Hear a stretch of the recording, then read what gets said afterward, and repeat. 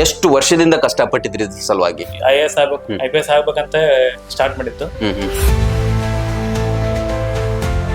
ಇಷ್ಟು ದಿನಗಳ ಕಾಲ ನೀವು ಕೂತ್ಕೊಂಡು ಓದ್ತಾ ಇದ್ರೆ ಏನ್ ಅನ್ಸ್ತಿತ್ತು? ಏನು ಎಲ್ಲಿ ಫೇಲ್ ಆಯ್ತು, ಎಲ್ಲಿ ಫೇಲ್ ಆಯ್ತು, ಅದ್ರ ಮೇಲೆ ರೀವರ್ಕ್ ಮಾಡೋದು, ರಿವಿಷನ್ ಮಾಡ್ಕೊಳ್ಳೋದು. ಬೇರೆ ಯಾವ್ದಾದ್ರು ಜಾಬ್ ಟ್ರೈ ಮಾಡು, ಸುಮ್ನೆ ಅದಕ್ಕೋಸ್ಕರ ಯಾಕೆ ಓದ್ತಾ ಇದೆಯಾ, ಅದು ಆಗೋದಲ್ಲ ಬಿಡು. ಅದು ಒಂದು ಒಳ್ಳೆ ಸಲಹೆ. ನಮಸ್ಕಾರ. ಇವತ್ತು ನಮ್ಮ ಜೊತೆಗೆ ಒಬ್ರು ವಿಶೇಷವಾದಂತಹ ವ್ಯಕ್ತಿ ಇದ್ದಾರೆ. ಇವರ ಹೆಸರು ಸಂಜಯ್ ಬಗ್ಲಿ ಅಂತ ಹೇಳಿ. ಪ್ರಸ್ತುತವಾಗಿ ಇವರು ಮುಧೋಳ ತಾಲೂಕಿನ ಲೋಕಾಪುರದ ಯುವಕರು. ಇವರು ಇವತ್ತು ದೇಶದ ಅತ್ಯುನ್ನತ ಹುದ್ದೆಗಳು ಅಂತ ಏನ್ ಕರೆಸ್ಕೊಳ್ತೀವಿ, ಅಥವಾ ಅದು ಅಧಿಕಾರದಲ್ಲಿ ಏನು ಅತ್ಯುನ್ನತ ಹುದ್ದೆಗಳು ಅಂತ ಹೇಳ್ತೀವಿ, IAS, IFS, IPS, IRS ಅಂತ ಏನ್ ಕರಿತೀವಿ, ಅದರಲ್ಲಿ IFS ಹುದ್ದೆಯನ್ನ ಅಲಂಕರಿಸಿದವರು ಇನ್ನೇನು ಜಾಯಿನ್ ಆಗೋದಕ್ಕೆ ರೆಡಿ ಆಗಿದ್ದಾರೆ.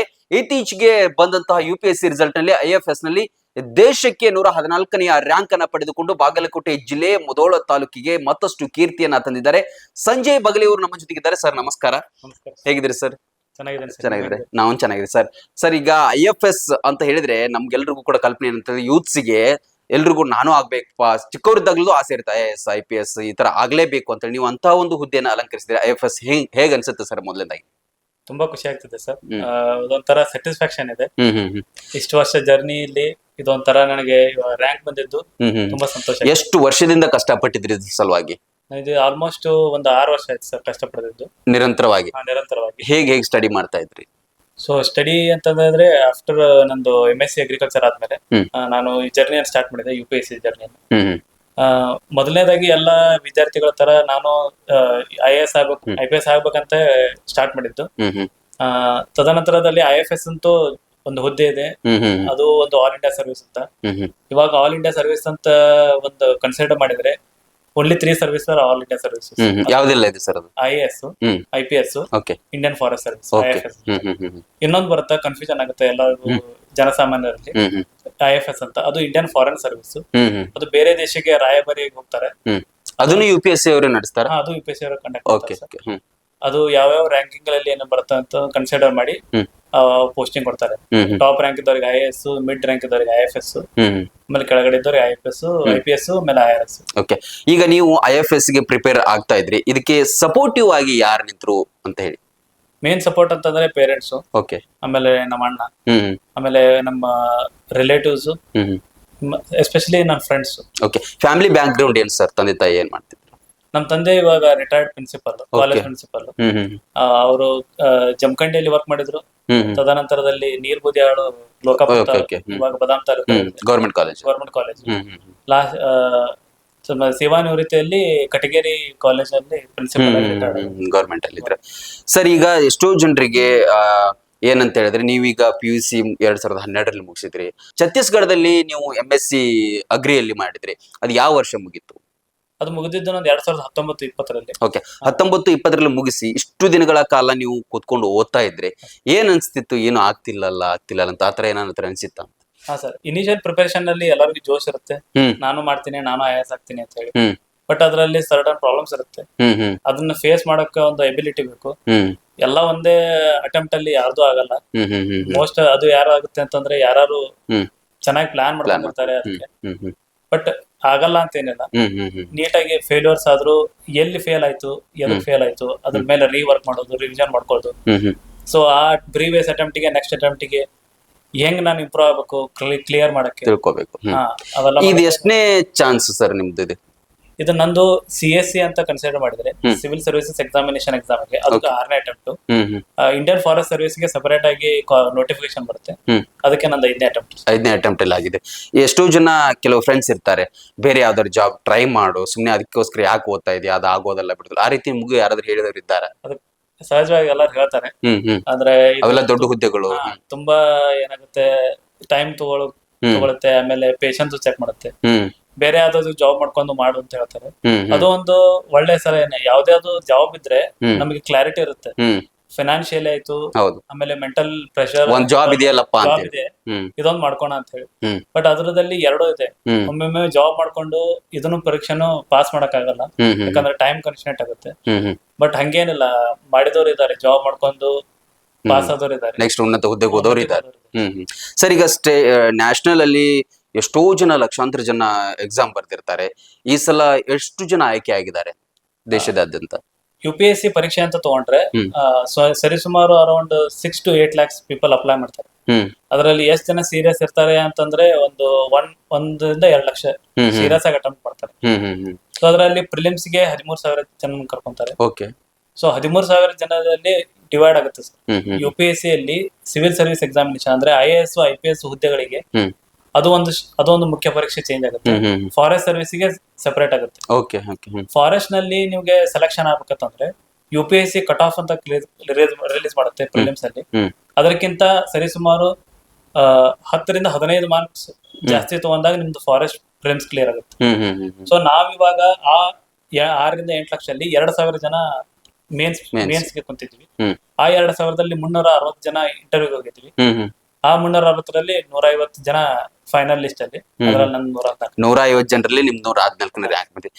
ದೇಶದಾದ್ಯಂತ ಅದೆಷ್ಟೋ ಲಕ್ಷಾಂತರ ಜನ ಇದಕ್ಕೆ ಅಪ್ಲೈ ಮಾಡಿದ್ರು ಕೂಡ ಫೈನಲ್ ಆಗಿ ಸೆಲೆಕ್ಟ್ ಆಗಿರುವಂತದ್ದು ಈ ಸಲ 150 ಜನ ಮಾತ್ರ. ಆ 150 ಜನರಲ್ಲಿ 114ನೆಯ ಸ್ಥಾನ ಅಥವಾ 114ನೆಯ ರ್ಯಾಂಕ್ ಪಡೆದು ಇಡೀ ಮುಧೋಳ ತಾಲೂಕಿಗೆ ಹೆಮ್ಮೆಯನ್ನ ತಂದಿದ್ದಾರೆ ಸಂಜಯ್ ಬಗ್ಲಿ ಅವರು.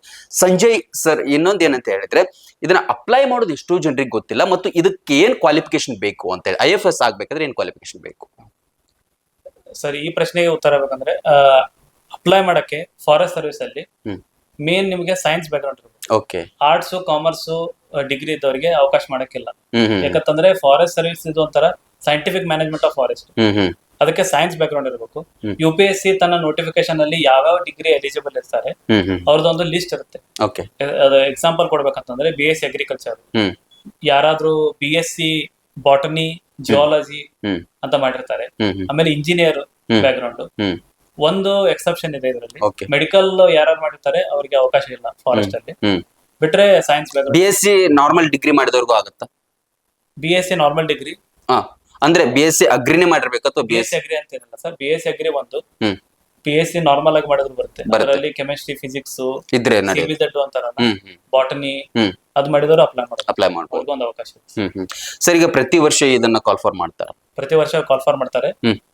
ಸರಿಸುಮಾರು ಇಷ್ಟು ಜನ 150 ಪೋಸ್ಟ್ ಅದು ಬರ್ತಿದ್ರು.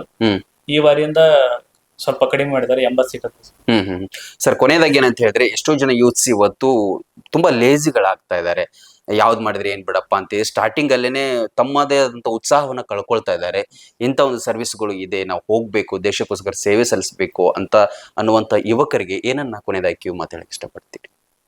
ಸರ್, ಯೂತ್ಸ್ ಅಲ್ಲಿ ತುಂಬಾ ಪೊಟೆನ್ಶಿಯಲ್ ಇದೆ. ನಮ್ಮ ಇಂಡಿಯಾ ಇವಾಗ ಯೂತ್ ಕಂಟ್ರಿ ಅಂತ, ಡೆಮೋಗ್ರಫಿಕ್ ಡಿವಿಡೆಂಡ್ ಅದರಲ್ಲಿ ಇಂಡಿಯಾ ಜಾಸ್ತಿ ಇದೆ. ಸೊ ಇದನ್ನ ನಾವು ಯುಟಿಲೈಸ್ ಮಾಡ್ಕೋಬೇಕು. ಆ ಯುಟಿಲೈಸ್ ಮಾಡ್ಕೋಬೇಕಂತಂದ್ರೆ ಯೂತ್ಸ್ ಮುಂದೆ ಬರ್ಬೇಕು. ನಾವು ಏನಾದ್ರೂ ದೇಶಕ್ಕೆ ಕಾಂಟ್ರಿಬ್ಯೂಟ್ ಮಾಡ್ಬೇಕು. ಈ ಅಧಿಕಾರಿಗಳು ಆದ್ರೇನೆ ಕಾಂಟ್ರಿಬ್ಯೂಷನ್ ಮಾಡ್ಬೇಕಂತೇನಿಲ್ಲ. ಅವ್ರವ್ರು ಯಾವ್ಯಾವ ಫೀಲ್ಡ್ ನಲ್ಲಿ ಚೆನ್ನಾಗಿ ಇಂಟ್ರೆಸ್ಟ್ ಇರುತ್ತೆ, ತಮ್ಮದೇ ಆದಂತ ಫೀಲ್ಡ್ ಅಲ್ಲಿ ತಾವು ಸಾಧನೆ ಮಾಡ್ಕೊಂಡು ಮಾಡ್ಬೋದು. ಅದಕ್ಕೆ ಇಂಟ್ರೆಸ್ಟ್ ಬೇಕು. ಆ ಇಂಟ್ರೆಸ್ಟ್ ಅನ್ನ ಫಾಲೋ ಮಾಡ್ಬೇಕು. ಆಮೇಲೆ ತಂದೆ ತಾಯಿಗಳನ್ನ ಚೆನ್ನಾಗಿ ನಾವು ಒಂದು ಗೌರವ ಸ್ಥಾನಕ್ಕೆ ಕರ್ಕೊಂಡು ಹೋಗ್ಬೇಕು. ತಾವು ಒಂದು ಸಾಧನೆ ಮಾಡ್ಬೇಕು ಅಂತಂದ್ರೆ ಒಂದು ತಲೆಯಲ್ಲಿ ಇತ್ತಂದ್ರೆ ಮಾಡಕ್ಕೇನ್ ಕಷ್ಟ ಇಲ್ಲ. ಯಾಕಂದ್ರೆ ಇವತ್ತಲ್ಲಿ ಹೆವಿ ಪೊಟೆನ್ಶಿಯಲ್ ಇದೆ. ಸೊ ಅವ್ರು ಕಾಂಟ್ರಿಬ್ಯೂಟ್ ಮಾಡಬಹುದು. ಸೊ ಅದಕ್ಕೆ ಏನಾಗುತ್ತೆ, ನಮ್ ಇಂಡಿಯಾನು ಡೆವಲಪ್ ಆಗಿ ವಿಕಸಿತ ಭಾರತ ಅಂತ ಏನ್ ಕಾನ್ಸೆಪ್ಟ್ ಇದೆ ಅದಕ್ಕೆ ನಮ್ಮ ಕೊಡುಗೆ ಕೊಟ್ಟಾಗುತ್ತೆ. ಬಹಳಷ್ಟು ವಿಶ್ಲೇಷಣಾತ್ಮಕವಾಗಿ ಸಂಜಯ್ ಬಗ್ಲಿ ಅವರು ಹೇಳಿದ್ರು, ತಾವು ಸಾಧಿಸಿರುವಂತ ಈ ಸ್ಥಾನದ ಜೊತೆಗೆ ಯುವಕರಿಗೂ ಕೂಡ ಇಂತೆಲ್ಲ ಜವಾಬ್ದಾರಿಗಳಿದೆ. ನಮ್ಮ ದೇಶಕ್ಕೋಸ್ಕರ ಏನಾದ್ರೂ ಕಾಂಟ್ರಿಬ್ಯೂಟ್ ನಾವು ಮಾಡ್ಲೇಬೇಕು.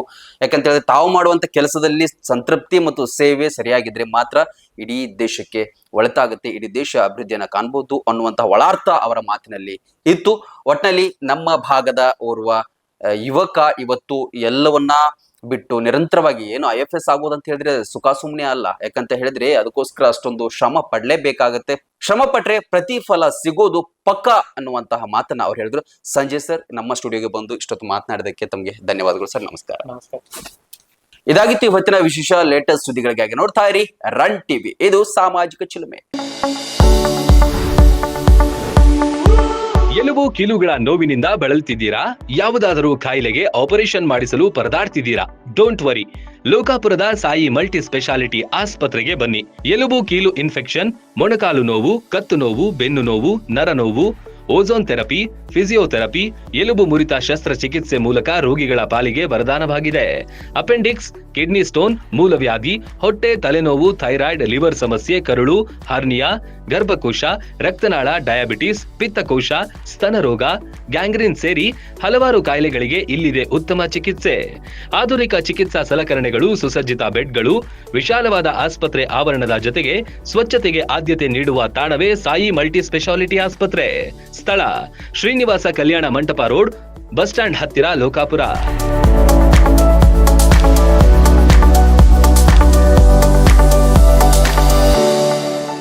ರನ್ ಟಿವಿ ನ್ಯೂಸ್ ವಿಡಿಯೋಸ್ ನೋಡಲು ಸಬ್ಸ್ಕ್ರೈಬ್ ಮಾಡಿ, ಬೆಲ್ ಐಕಾನ್ ಪ್ರೆಸ್ ಮಾಡಿ.